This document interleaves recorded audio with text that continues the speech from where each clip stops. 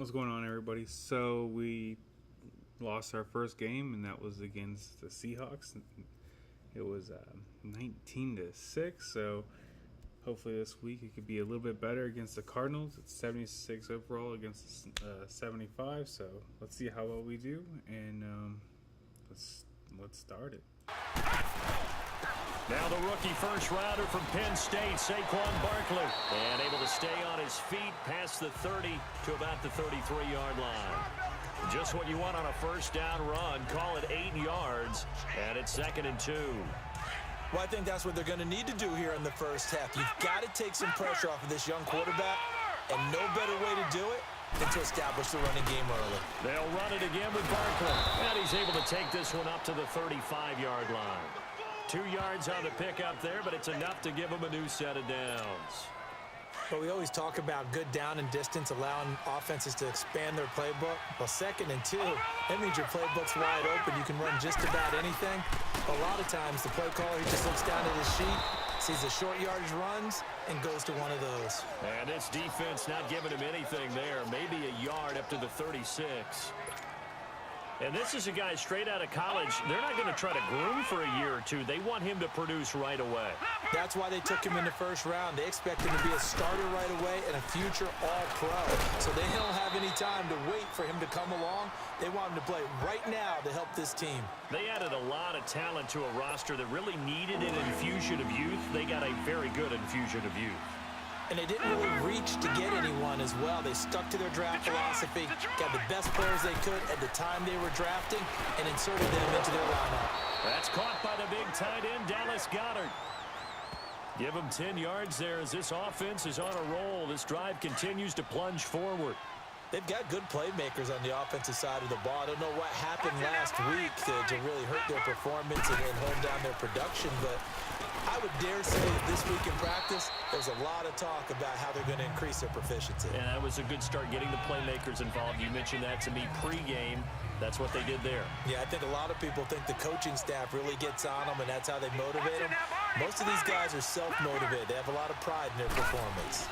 On 2nd down, here's Barkley. Gets by him, and now a little daylight.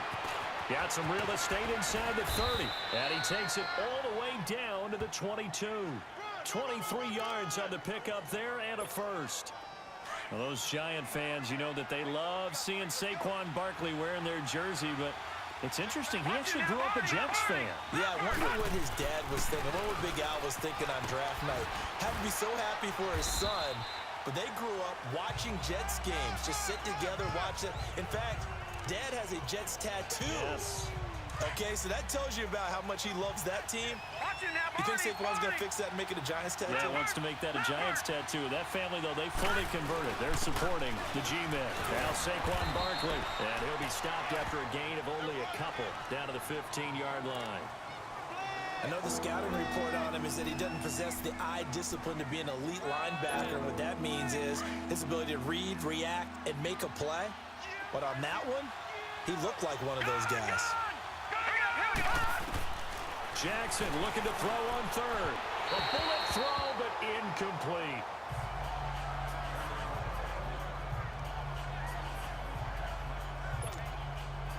Now to try the field goal, here's Daniel Carlson. The kick by Carlson is good. And it's 3-0. The Bears from the gun on 3rd down, Jackson. He's got Dallas Goedert, his tight end, over the middle. And it's about offense is what you call hidden yardage. You know, you throw the ball to someone, they... Now Bradford on 2nd down. And the hit jarred it loose. It's incomplete. This will be play number 9 of the drive here as they need 4 yards on 3rd down.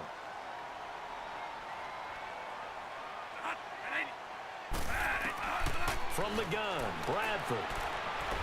Now a hit and the ball comes out. Bradford's lost it. On plays like this where the ball comes free, it's often unusual for the team that lost it to get it back. Because this is a quarterback. The ball gets away from him. Everyone else is trying to execute what they're supposed to do on offense. They're usually looking in the other direction, downfield, or have moved away. Throwing now, Jackson on first down. They'll tussle for it, and this is going to be caught. A really nice gain of 25 yards. And, boy, they had high praise for this rookie receiver when we asked the coaches about him, didn't they? They certainly did, and obviously they liked his measurables, otherwise they wouldn't have brought him onto the team. Height, weight, speed. Pressure, and he's going to be taken down. They sack him back right around the 44. Now, whistles come in. We're going to get a timeout here by the offense, as they'll stop it with just over 40 seconds to go in the first half. On second down, here's Jackson. This is going to be caught by Cortland Sutton, the rookie from SMU. Now the Bears going to use the second of their timeouts, as the clock will stop with 37 seconds to play in this first half. So now 3rd and 10, a big play to start the drive, but nothing since. From midfield now, here's Jackson. And this is going to be incomplete. Not only was the call spot on, how about the execution of that defense right there? The zone was absolutely locked up tight. He was trying to force it in there on 3rd down. But if there's a time to force it, he felt like he needed to. And look at this, it's a fake. And this is caught. And the fake will work. He's going to have a first down. And now before this first down play, we're going to get a timeout here, as they'll stop the clock with 26 seconds to go until halftime.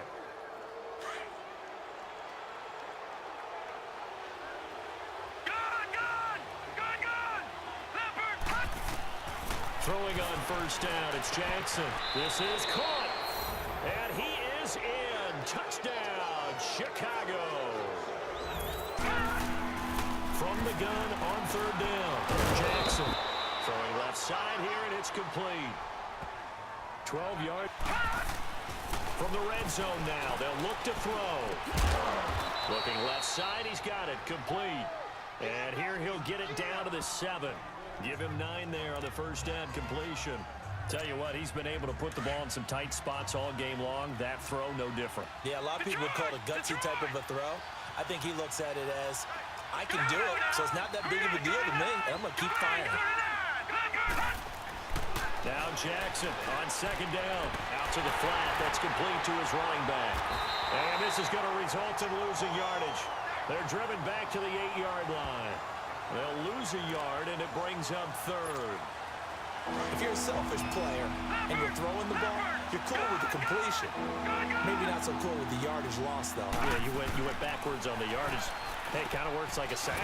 For Dallas Goedert, a really cool moment. His first NFL touchdown as the Bears push further out in front. Well, it was 3rd and 1.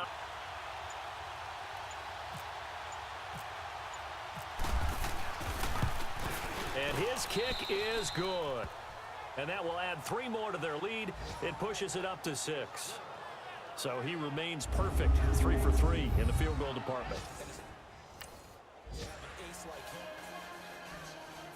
So some drama down to the very end of this ball game, Charles, on that final kickoff.